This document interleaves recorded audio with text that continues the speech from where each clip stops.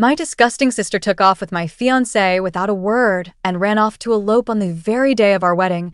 I couldn't just let it slide, so I made sure they'd regret it for the rest of their lives. Victor and I had been together since we were teenagers. High school sweethearts, college sweethearts, the whole story. He was my first real relationship, and for years, we were the kind of couple that everyone admired. Or at least, that's what I thought. We got engaged when we were 22, and by 24, we were planning our wedding. I thought I knew him completely. We discussed everything, our future plans, our travel goals, even what we'd name our kids. It all felt so perfectly mapped out, with Victor right there, playing a part in every plan. But this is where things started to get a little odd. Victor and my younger sister Marissa had always had a close relationship. They joked around all the time, texted constantly, shared memes, you name it. Sometimes they even hung out alone, which I thought was sweet. I figured it was great that they got along so well. It's way better than hearing all those horror stories about in-laws who can't stand each other. So I never gave their friendship a second thought. I tried to be the laid-back fiancé, the one who's chill and doesn't get bothered by little things. But there were times when things fell off. For example, Marissa's exes always seemed so jealous of Victor. They'd complain about how close she was with my fiancé, and at the time, I just brushed it off, thinking they were just being insecure. It wasn't my problem. I trusted Victor, but sometimes there were little moments that made me question things, like the way Victor would look at Marissa or how he'd lean in a little too close when they talked. Nothing huge, just tiny things that made me wonder, but I'd always tell myself I was overthinking it. They were family after all, so I let it go. Then came the wedding day, the day that was supposed to mark the beginning of my new life, the day everything was going to come together. I was in my dress, makeup perfect, hair done.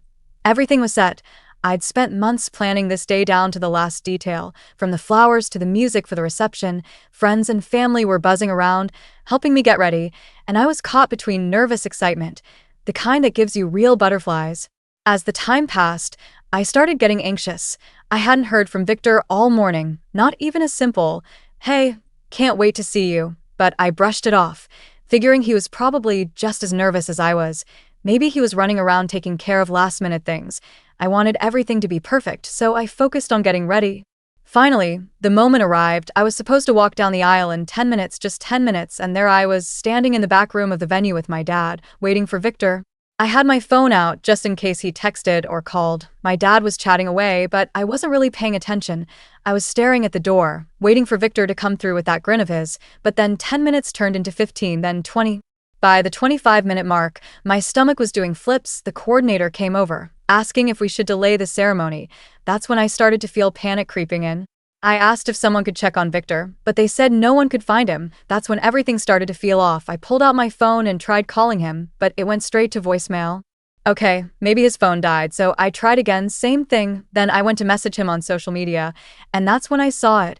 He had blocked me on everything. My heart sank. I just stood there, phone in hand, unable to process what was happening. How could your fiancé block you on your wedding day? In a matter of seconds, I went from confused to angry to downright terrified. This was Victor, the guy I'd built my life around. What was going on? I must have called him a dozen times, praying that maybe this was some awful mistake or a prank. But no, nothing. Silence. My mom came over, looking all concerned, asking what was wrong, and I couldn't even put it into words. How do you explain to your mom that your fiancé has ghosted you on your wedding day? Finally, my cousin Elliot pulled me aside. He looked at me with pity in his eyes, like he knew something awful. That's when he told me he overheard some guests talking. Apparently, someone had seen Victor leave the venue early that morning with Marissa. They were seen getting into his car, laughing, looking like they didn't have a care in the world. I couldn't believe it, my own sister. I kept thinking, no way, not Marissa. She'd never do that to me. But then it all started to make sense. The looks, the private jokes, the way she was always right there, just a little too close. I felt nauseous, physically sick. The room was spinning, and it took everything in me to keep from losing it in front of everyone. I stumbled out of the back room, half walking, half running. I just needed to get some air, to be away from everyone. I didn't want to believe what I'd just heard. Part of me still thought it was all some big misunderstanding, that maybe they'd come back and everything would be fine. But deep down, I knew Victor and Marissa had planned this. They had left me there, dressed up and waiting, surrounded by friends and family, all to run off together. I must have sat outside for hours, just staring at my phone, hoping for some miracle, some explanation, but there was nothing, just silence. I watched as the guests filtered out, offering me those looks full of pity, awkward hugs, and uncomfortable, "I'm so sorry" glances. My mom kept coming over, asking if I wanted to talk, but I couldn't bring myself to answer. What was I supposed to say? My fiancé and my sister just ran off together, but sure, no big deal. Eventually, I was the last one standing at the venue, all alone in my wedding dress. I barely remember how I got home. It must have been on autopilot, just moving without thinking. That night, I sat at the edge of my bed, still in the dress, feeling like an empty shell. It was as if everything I had believed in, everything I had worked for, had just evaporated in an instant. No wedding, no fiancé, no sister, just me left to clean up the mess. After such a disaster of a wedding day, you'd think I'd hit rock bottom, right? Like there was no lower point than being abandoned alone in my wedding dress, in front of everyone I knew. But no, turns out there was a new level of misery waiting for me. In the beginning, I felt nothing, just numb. It's hard to explain how detached from everything I felt. My phone constantly buzzed with messages and calls from people wanting to know what happened or offering their sympathy, but I couldn't bring myself to respond. I just silenced it and tossed it aside, trying to pretend none of it was real. I didn't want to leave my room, didn't want to talk to anyone, friends, family. Everyone tried to reach out, but what could they say to make any of this better? The shock wore off eventually, and that's when the anger hit, and I mean real anger. My mind spun in endless circles, full of why. How could they do this to me? What did I do wrong? I barely slept, replaying every single moment, analyzing each interaction I had with Victor and Marissa, wondering if I had missed some sign. It was agonizing, but my mind wouldn't let go. I guess I needed to find an explanation, something to make sense of all of this. And then, against everyone's advice, I started doing the one thing I shouldn't have. Stalking their social media. I know, not my smartest move, but I couldn't stop myself. I needed to know if they were flaunting their relationship or if they'd disappeared completely. Marissa had blocked me, so I used a friend's account to look her up. Her page was a ghost town, no posts, no pictures with Victor, nothing. It was like she had scrubbed her entire online presence clean. That made things worse. It felt like they were hiding something, and I was left with nothing but my own assumptions. Soon, I entered this weird phase where I wasn't just angry, I was embarrassed. I kept replaying that wedding day in my head, remembering how I had sat there like a fool, clueless about what was really happening. The humiliation stuck with me. People had flown in, spent money, put on their fancy clothes. All for what? For me to be publicly humiliated. At some point, I realized I needed help. I wasn't eating, barely sleeping, and felt like a shadow of who I was. A friend suggested therapy, but at first I laughed it off. I didn't think talking to someone could make a difference, especially not when I couldn't get my old life back. But she convinced me to give it a try. Just one session. I didn't even know where to begin. I sat there for what felt like forever, just staring at the wall, trying to figure out how to explain this mess. When I finally started talking, everything came pouring out. The anger, the betrayal, the humiliation. And for the first time, someone was there to listen. No pity, no judgment, just someone who listened. I won't say it fixed everything, but it felt like I was unloading some of the heavy weight I'd been carrying. Little by little, I began to find small ways to rebuild. I reconnected with things I had put aside during the wedding chaos, joined a book club, attended some local meetups, started reaching out to friends I had distanced myself from. I even began jogging every morning, hoping it would clear my mind and give me a fresh start. But healing isn't linear. Some days I felt like I was doing okay, maybe even normal, and then out of nowhere, the reality of everything would hit me hard. I'd think about how I was supposed to be a wife by now, maybe even planning for a family. And then I'd remember that I hadn't just lost Victor, I had lost my sister, too. How do you even begin to grieve that? Losing your fiancé and your sister in the same blow? And then there were the people around me. Some of my family tried to comfort me, but they didn't get it. They'd say things like, "You're better off without him," or "She'll find someone else." I know they meant well, but that wasn't what I needed. I needed answers, not to be told to move on like it was just a bad breakup. This wasn't just losing a boyfriend. It was losing my whole future and my trust in two people I thought I could rely on through all of this. My cousin Elliot was there for me. He's the one who told me what happened when Victor and Marissa left the venue, and he didn't sugarcoat it.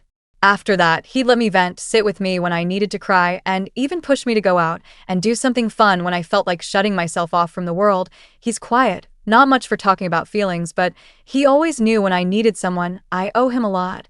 Eventually, I stopped obsessing over their social media. I stopped wondering if they were happy together, if they were still together. I realized it was only hurting me and they didn't deserve to occupy my thoughts anymore. A few months later, I moved into a new apartment, in a new neighborhood, a fresh start, where I didn't have to be reminded of all the plans I had made with Victor. Moving on wasn't easy, but it felt like I was finally making progress, and I didn't need anyone else to help me get there. Part of me still felt like I had lost something huge. I had lost my trust in people, and that's hard to get back. I questioned everyone's intentions, even the people closest to me, wondering if they would betray me too. It's hard to shake that kind of doubt, and I'm still working on it, but I was learning how to be okay on my own. I was building a life that didn't include Victor or Marissa. For the first time, it didn't feel like a loss, it felt like freedom. By the end of the year, I had a new routine, a new home, and a life that was mine. It wasn't the life I imagined for myself, but it was mine. I found peace in that, a strange acceptance that things don't always go according to plan, but sometimes that's okay. Looking back now, I'm proud of how far I've come. That whole mess broke me down to nothing, but I didn't stay there. I rebuilt myself piece by piece until I barely recognized the person I was before. And maybe that was for the best. Months later, I found myself in a routine where I didn't think about Victor or Marissa every day. I was working, seeing friends, going to the gym, even dating occasionally. Life was moving forward. Slowly but surely, so naturally, that all had to be interrupted. And, of course, it was by none other than Victor. One random Tuesday night, my phone buzzed with an unknown number. I almost didn't answer, assuming it was just another spam call, but something made me curious. I picked up. "Hello?" I said, half distracted. There was a pause, and then, to my shock, I heard his voice. "Hey, it's me." For a moment, I thought it was some sick joke. My brain struggled to register that I was actually hearing his voice after all these months. This was the guy who had left me alone in a wedding dress, the one who ran off with my sister, and now here he was acting like this was just a normal catch-up call. My stomach flipped, and all that anger and hurt I'd buried deep down started bubbling up. "What do you want, Victor?" I kept my voice cold, trying not to let him hear how his call was affecting me. He sounded different. His voice was rough, like he'd been crying or hadn't slept in days. "I just wanted to talk." I wasn't sure I even wanted to hear it, but I stayed quiet, curiosity getting the best of me. "I know this is weird, but I need you to hear me out." My first instinct was to hang up, but part of me wanted to know what he had to say. I stayed silent, waiting for him to spill whatever was on his mind. I'm sorry," he started, his voice barely above a whisper. "I know that doesn't even begin to cover it, but I needed to say it. I've been a mess, trying to figure out how I ended up here, and I finally read all those messages you sent me on our wedding day." I almost laughed. It took him this long to read the texts I'd sent in pure desperation, trying to stop him from running off with my sister. Texts where I told him everything I had heard about Marissa's lies, the rumors, everything, and he hadn't even bothered to read them until now. "What do you expect me to say, Victor?" My voice shook, and I hated that he still had this effect on me. "You ran off with my sister on the day we were supposed to get married, and now you want to talk?" I know how it sounds, but I was wrong about everything. I should have listened to you. I should have trusted you.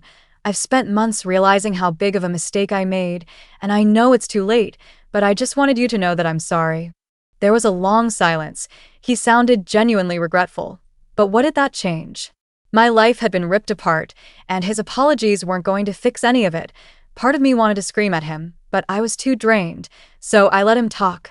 He started rambling about Marissa, saying things hadn't turned out like he expected, apparently. She'd become someone he barely recognized, always out with her friends, blowing through his money, treating him more like an ATM than a partner. I could hear the regret in his voice, and yeah, maybe it felt a little like justice, but it didn't undo what he had done to me. "And you made your bed, Victor," I finally said, cutting him off. "For you and Marissa both. You hurt me in a way I didn't even know was possible, and now, just because you're unhappy, you want sympathy? No. I don't expect you to feel sorry for me. I miss you," he said, his voice breaking slightly. That was it for me. I almost laughed again, but this time it was more out of frustration than anything else. "And you miss me? Are you kidding? You threw everything away for my sister. Victor, whatever you're feeling right now, it's your problem, not mine." He was quiet for a second, then sighed. "I know I can't make it right. I just needed you to know that I regret it. I was stupid and blind, and I lost the best thing that ever happened to me." I sat there, phone in hand, not really sure what to say. On one hand, I'd wanted this moment for months, to hear him admit he'd screwed up, but now that I had it, it felt hollow. His regrets didn't erase the pain. They didn't make me feel better or undo the humiliation I'd gone through. Look, Victor, I said, trying to keep my voice steady. I've moved on. My life isn't about you anymore, and I don't want to reopen old wounds. Whatever issues you have with Marissa, they're yours to deal with. I've got my own life now. He didn't argue, didn't push. He just let out this long sigh, like he knew this was the end of it. Son, I understand. I won't bother you again, he mumbled, sounding defeated. And with that, he hung up. I just sat there, staring at my phone, trying to process everything. It felt like closure in a way, but it also stirred up things I thought I'd buried. I hadn't expected to feel so much after that call, but there I was, flooded with memories of all the plans we'd made and all the betrayal he'd left behind. It was like ripping open a wound that had barely healed. But as the days went by, I realized I didn't feel as haunted by it anymore. Hearing him say he was sorry, hearing the regret in his voice, didn't fix anything, but it helped me let go of the last bits of anger I'd been holding on to. I didn't need revenge or payback, and I didn't need him to be miserable. I just needed to know I was done with him for good. After that call, I blocked his number. I wasn't going to let him pop back into my life whenever he felt like it. I was finally in a place where I could breathe again, and he wasn't going to take that away from me. That chapter was closed, locked, and thrown away. Looking back, that call was exactly what I needed, not because I wanted him back or because I wanted his apologies, but because it gave me proof that I'd made the right choice by letting him go. I thought that after Victor's call, I'd finally have a bit of peace, like that was the final bit of closure I needed, but what I didn't see coming was the storm brewing with my family because, of course, it wasn't enough for Victor to come out of nowhere. My family had to get involved too. The day after Victor called, my mom reached out. At first, it was a simple text, just a, "Hey, we haven't talked in a while. How are you?" Which felt way too casual, given everything that had gone down. We hadn't exactly been on speaking terms since the wedding disaster. My family tried to stay neutral through it all, but neutral somehow always meant backing Marissa up after everything she'd done. They acted like it was just a misunderstanding, and they expected me to brush it off. So, yeah, I kept my distance, but here's the thing. When my mom messaged, I still felt that twinge of hope. I thought maybe she was reaching out to finally acknowledge what I'd been through, to actually take my side for once. So, like an idiot, I replied, and before I knew it, we were setting up a family dinner at my parents' house. I told myself that maybe this was the moment they'd see what I went through, that I'd finally get that validation I'd been wanting for so long. I showed up at their place with a mix of nerves and some weird sense of excitement. Walking in, I could feel all those old memories, the ones of happy family dinners, movie nights, holidays. All those times I thought we were a solid family. But as soon as I sat down, I could tell something was off. My parents were too stiff. My mom was making small talk, asking about work and my friends. But there was an edge to her voice I couldn't ignore. Then, without warning, she brought up Victor. My stomach dropped. She wanted to know why he'd reached out to me and what we'd talked about. Apparently, she'd heard through some grapevine, probably Marissa, that we'd been in contact. It was weirdly invasive, like she had a right to know all the details of my personal life. Well, why does it matter, Mom? I asked, trying to keep my cool. I haven't been with Victor in ages, you guys know that. She sighed, giving me that look she used to give me when I'd get a B on a test in school, like I was disappointing her by not doing exactly what she expected. It just feels like you're stirring up old wounds, you know? You've moved on, Marissa has moved on, and there it was. Marissa, everything always seemed to come back to her. Marissa had moved on, so naturally I was expected to do the same, as if I hadn't been the one actually betrayed, as if I was somehow still holding on to this for the drama or something. And I'm not the one who reached out, I said, trying to keep the anger out of my voice. Victor called me out of nowhere. I didn't even want to talk to him. My dad cleared his throat, looking uncomfortable but jumping in anyway. You know, honey, maybe it's time we all just let this go. Marissa's still family, and she's had her own struggles. Can't we all just put this behind us? That's when I realized they weren't reaching out to make things right. They weren't looking for my side, my perspective. They just wanted me to forgive and forget, to make things easier for them. They wanted me to move on so they wouldn't have to keep dealing with this messy, uncomfortable family drama. In their eyes, Marissa could be forgiven for anything, but I was the one holding on to a grudge. Are you serious? I asked, my voice starting to shake. Is she still family? I was supposed to marry Victor. She ran off with my fiancé, left me standing there like an idiot, and you think I'm the one who should just move on like it's nothing? They looked at each other, then back at me, and my mom gave me that sad little smile like she was dealing with a difficult child. A sweetheart. We know it was hard on you, but Marissa's still our daughter, and she needs support too. I just stared at them, stunned. The message was clear. I was expected to take the high road, to suck it up and be the bigger person. Marissa was the one they were worried about, not me. Not what I went through. Marissa, the golden child who could do no wrong in their eyes, even when she'd stabbed me in the back. Something in me snapped. I pushed my chair back and stood up, my hands shaking. Undone, I said, my voice stronger than I felt, and her asking me to ignore everything she did, to pretend like none of this happened, just because it makes you uncomfortable. Well, guess what? I'm not just moving on because it's convenient for you. My mom tried to say something, but I didn't let her.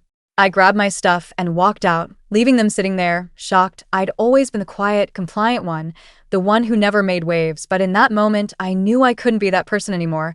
They wanted me to sacrifice my own peace, my own feelings for the sake of keeping the family together, and I wasn't going to do it. The car ride home was a blur. I was angry, hurt, but mostly just sad. Sad that my own parents couldn't see what I'd gone through, that they were so blinded by their need to protect Marissa that they couldn't be there for me. It was like losing them all over again, but at the same time, there was a weird sense of relief, like I'd finally taken a stand for myself, even if it meant burning some bridges. For the next few days, I didn't answer their calls or texts. They left voicemails, sent long messages, but I couldn't bring myself to listen or read any of them.